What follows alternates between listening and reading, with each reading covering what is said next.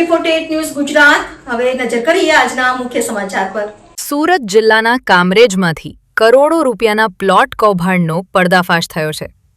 કામરેજના ખોલવરદામમાં નિર્માણ નામના પ્રોજેક્ટ હેઠળ ખુલ્લા પ્લોટ વેચવાના બહાને અનેક લોકો પાસેથી લાખો રૂપિયા ઉઘરાવવામાં આવ્યા હોવાનો આક્ષેપ છે। આરોપી ઉમંગ ઠક્કરે જમીનનું ટાઇટલ ક્લિયર ન હોવા છતાં લોકો પાસેથી પ્લોટનું બુકિંગ લીધું હોવાનું પોલીસ તપાસમાં સામે આવ્યું છે।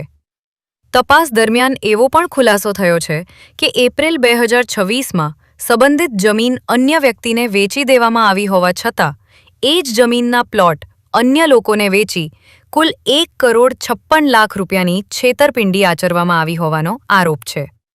આ સમગ્ર કૌભાંડમાં 15થી વધુ લોકો પોતાની જીવનભરની કમાણી ગુમાવી બેઠા હોવાનો દાવો કરવામાં આવ્યો છે। ભોગ બનનારાઓની ફરિયાદના આધારે કામરેજ પોલીસે ગુનો નોંધી તપાસ હાથ ધરી હતી। લાંબા સમયથી પોલીસ પકડથી દૂર રહેલો મુખ્ય આરોપી ઉમંગ ઠક્કર આખરે પોલીસના હાથે ઝડપાયો હતો।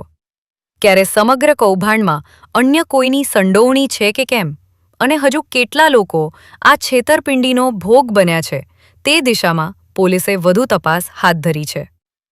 વર્ષ 2026 એપ્રિલ મહિનામાં કામરેજ પોલીસ સ્ટેશનમાં એક બીએનએસ કલમ 316-318 મુજબ ગુનો દાખલ થયેલો। આ ગુનાનો મુખ્ય આરોપી ઉમંગ હરિભાઈ ઠક્કર રહે અમદાવાદ સેટેલાઇટ કામરેજ વિસ્તારમાં ખોલવડ ગામમાં એક નિર્વાણા નામથી એક પ્રોજેક્ટ શરૂ કરેલો।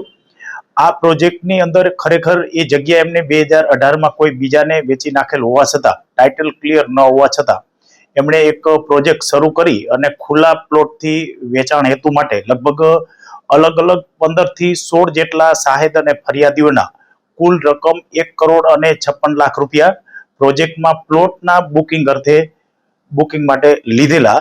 તે પૈસા પણ એમને ફરિયાદીઓને પરત ન આપી, પ્લોટ પણ ન આપી, જે બાબતે ફરિયાદી શ્રીએ કામરેજ પોલીસ સ્ટેશનમાં ફરિયાદ કરતા આ ઉમંગ હરિભાઈ ઠક્કર નાઓને ધોરણસર અટક કરેલ છે।